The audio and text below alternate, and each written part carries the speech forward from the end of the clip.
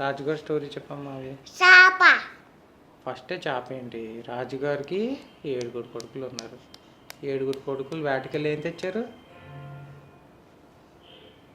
ఏం తెచ్చారు? చేప. చేప తెచ్చారా? ఓకే. చేపలను ఎక్కడ పెట్టారు? అన్న. ఓకే.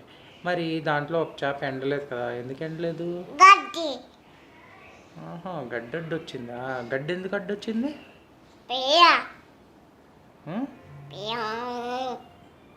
గడ్డి ఎందుకు అడ్డొచ్చింది?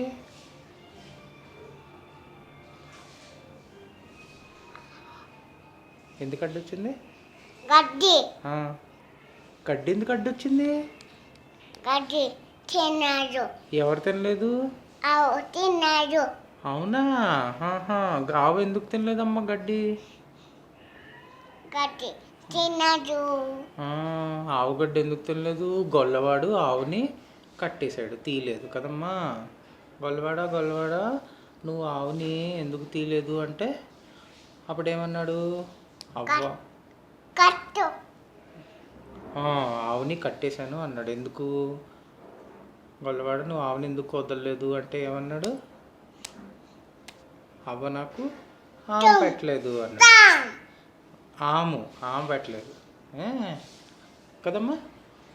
అవ్వ ఆమె ఎందుకు పెట్టలేదు అంటే ఏమంది?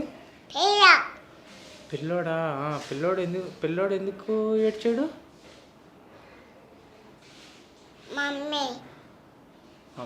మమ్మీ ఎలా ఏడ్చాడు పిల్లోడు? నాది అని ఏడ్చాడా? ఎందుకు ఏడ్చాడు? ఎవరు కుట్టారు పిల్లోడిని? చీమ కుట్టిందే. ఎలా కుట్టేసింది? అలా కుట్టేసిందా?